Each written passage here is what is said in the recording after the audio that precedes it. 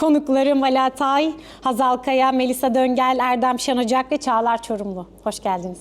Nasıldı bu aileyi yönetmek? Ben hep şeyi merak ediyordum gerçekten. Milyar milyar dolarların olduğunda nasıl bir hayatın olur? Değişir mi? Ne değişir? Yani yediğin ekmek değişmeyecek yani. Değişme mümkünatı yok ki onun. Yediği hamburger bile değişmemiş.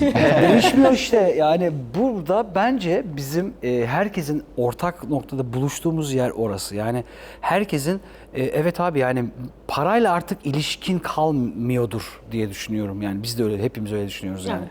Hani 50 milyar dolarla 550 milyar dolar arasında artık hiçbir fark yok Yok yani. yok Ali hiç öyle bir şey. Yok abi yani 50 milyar doların var ama 550 milyar aynı şeyleri yapabiliyorsun ya yani.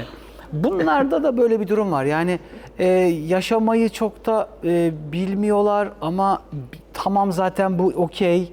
Hani parayla ilişkileri yok. Aynı arabaya biniyorlar falan. O benim çok önem verdiğim bir şeydi. Evet. Yani bayağı yatlar, katlar, filolar, uçaklar her şeyleri var. Pırpırları bile var. Her şeyleri var. Bir tane şeyle minibüste seyahat ediyorlar yani. Küçük bir VIP'nin içinde geziyorlar.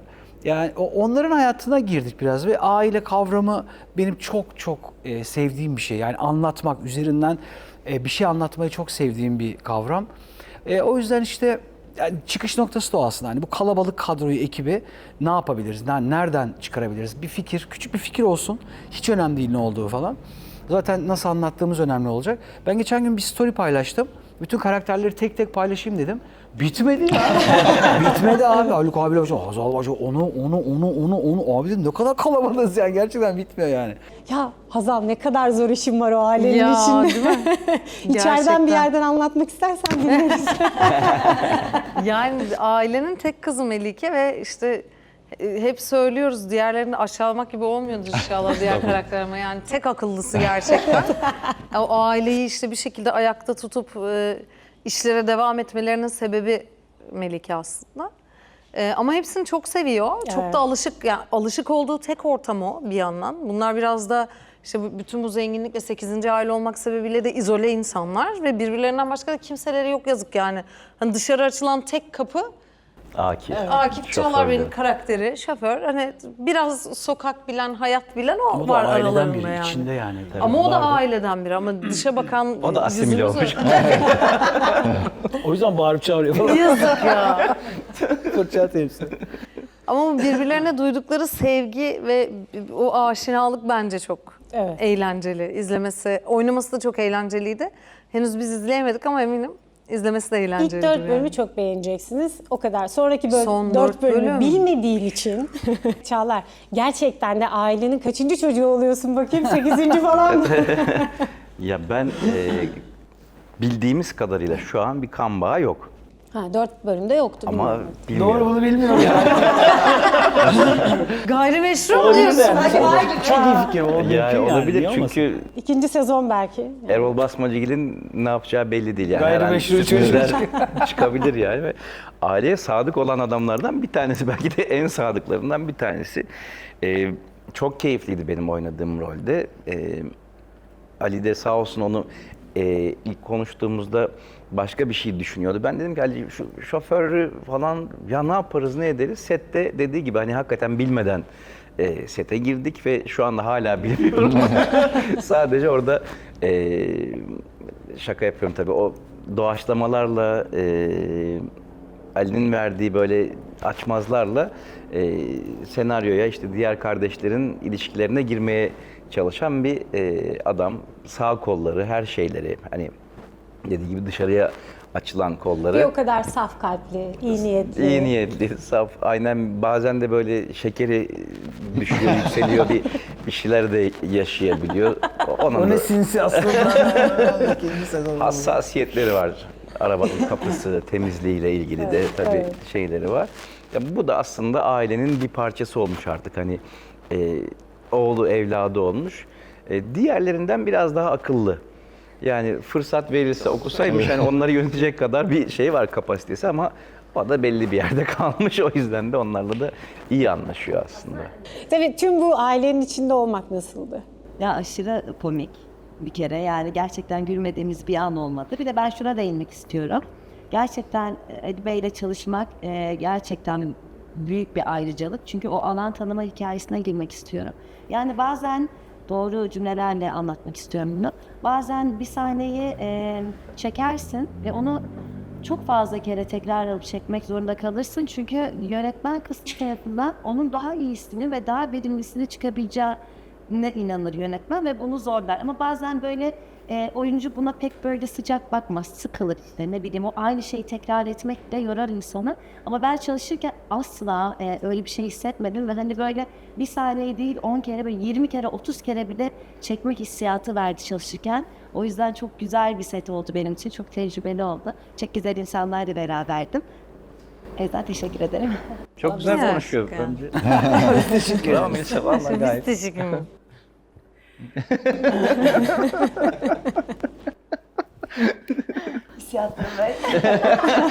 Haluk Bilginer'den başlayarak tüm bu kıymetli oyuncularla çalışmak hem böyle biraz tabii çok büyük bir konfor alanı ve çok büyük bir şanstır muhakkak ama biraz da tedirgin edici bir tarafı var mı? Yok, tam tersi güven verici bir tarafı var.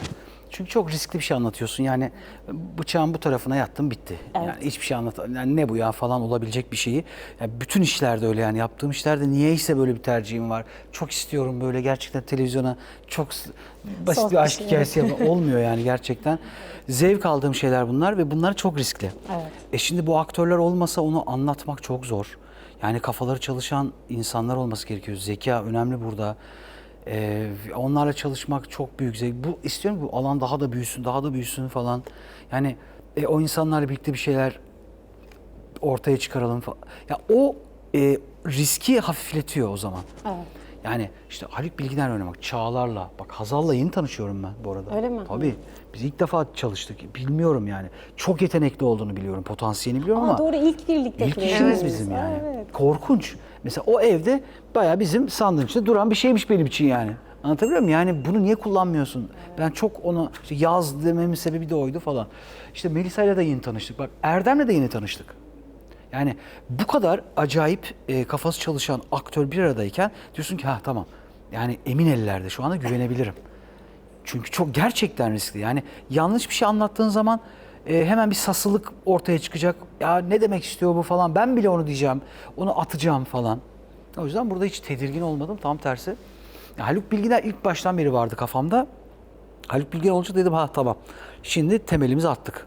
Şimdi örmemiz lazım yani. Bu aileyi bir araya getirmemiz lazım falan. Başka bir Hazal gördüm Evet. dediniz. Hazal sen bu taraftan ne gördün? %100. Evet. Çok acayipti yani. Çok tuhaf bir deneyim. Biz çok uzun yıllardır birlikteyiz. 13. yılımıza henüz girdik. Hayırlı uğurlu olsun. Nice yıllarınız olsun. Ve yani mesela yıllar sonra bir anda yeni birisiyle tanışıyor gibi oldum. Hatta o kadar hayranlık duydum ki bu yönetmen Ali'ye. İyi ki dedim bu şekilde tanışmamışız yani. İyi ki o yönetmen ben oyuncu tanışmamışız. Yani yeterince aşık değilmişim gibi mahvolurmuşum yani. Hiç iyi bir fikir değilmiş Tazelemek o. için iyi bir fikirmiş ama. Evet ve şey gibi oldu ya, ben hani kendi adıma çok huzurlu bir set süreci geçirdim. Sınırlarımı çok fazla zorlayabildim. O da elimi tuttuğu için. İlk defa bu kadar açık iletişim kurabildiğim ve bana bu kadar büyük alan sağlandığını hissettiğim bir sette bulundum. O yüzden çok acayipti yani. Ne acayip bir yönetmenmiş ya Ali diye. Hatta şimdi ya o zaman o kadar çok konuştum ki bunu. Şimdi 3-5 cümleye indirebildim. Yoksa bunu bana 6 ay önce sorsan 1 saat falan anlatırdım burada yani. O zaman güzel bir zamanda 13. yılda aşk tazelemek Evet, için. Belki gerçekten. tazelemeye ihtiyacı yoktu tabii ki de. Ama hani güzel bir... Çok acayip bir birliktelik hali oldu Yeni yani. biriyle tanışıyorsun. Benim için öyle oldu gerçekten. Senin karakterin de çok ilginç ya. Hani böyle ve sürekli sürprizlerle dolu da bir tarafı da var. Şimdi ne diyecek acaba diyorum. Bu konuyla ilgili ne düşünecek acaba diye soru işaretleriyle ilerliyor. Evet, her konuda bir fikri var çünkü. Yani Evet. ama bizim anlamadığımız, bugün işte Hello dergisini okuyordum. Onda da çok iyi, yani ben vermedim o röportajı ama yani o kadar iyi yazılmış ki bir takım şeyler anlatıyor ve yani çok böyle onun şeyinin melodisine kapılırsanız çok doğru şeyler söyledi diyorsunuz ama aslında biraz daha dikkatli dinlediğinizde hiçbir şey söylemediği ortaya çıkıyor. Aslında çok nitelikli bomboş konuşuyor. Aynen öyle. Aslında işte birilerine benziyor dediğim karakterlerden bir tanesi de çünkü çok yok mu etrafımızda? Hani bir şey diyormuş gibi duran ama aslında hiçbir şey söylemeyen ve çoğu da Dikkatli de hatta- dinlediğimiz, anlamaya çalıştığımız. O yüzden- Hiçbir şey bilmeden uzay konuşmak ya. Hiçbir fikrin yok yani. Hiç onlardan ben o kadar o videoları açıp açıp izliyorum yani. O güzel. Mükemmel şeyler konuşuyorlar. Dünya düzdürler falan. Dünya zaten düz. Yani ona böyle inanarak anlatıp falan. Evet, çok da inanarak. Senin için nasıldı tüm bu setin içinde olmak? Bu Ya- kadar orijinal karakter ve çok iyi oyuncu. Ya benim için çok zordu bu anlamda. Yani şey gibi mutluluktan çok ilk başlarda mutluluktan yani aşırı yani nasıl diyeyim aşırı yorgun olduğunuzda uyuyamazsınız ya bazen Evet. yorgunluktan. Benim de aşırı mutluluktan ilk başlarda yani Okuma Pro oynayamıyordum çünkü hepsine hayranım ya. Hepsini Ali Azal'a, işte Çağlar'a, Melisa'yı yani sonradan tanıdım ve şu an hayranıyım.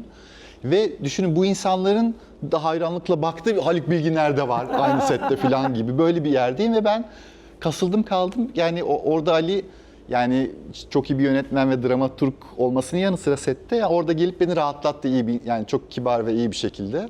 Ben anca böyle yavaş yavaş açıldım ama setteki zorluk da şuydu. Yani işte Çağlar'la burada olmayan Serkan'la falan oynamak o kadar Mehmet abi acayip. Yani Evet, çok zor. bazen vallahi. şöyle oluyordum ben. Yani dörtlü çekiyorlar, bizim dördümüzü çekiyorlar. Bir de ikili çekiyor. İkilide ben yokum. Dörtlüyü zaten iptal etmişim gülmekten. Yani gülüyorum ben, tamam o dörtlü iptal de bari diyorum gürültüm ikiliye gitmesin de ikiliyi kurtaralım. Yani gülmeden oynamak. Ya diyorum Çağlar biraz sonra şunu yapacak ve ona gülmeyeceğim diyorum ama onu yarım saniye ritmiyle oynuyor. Bir şey yapıyor yani. Her seferinde araştırıyor çünkü. O anlamda çok zor ve çok zevkliydi yani.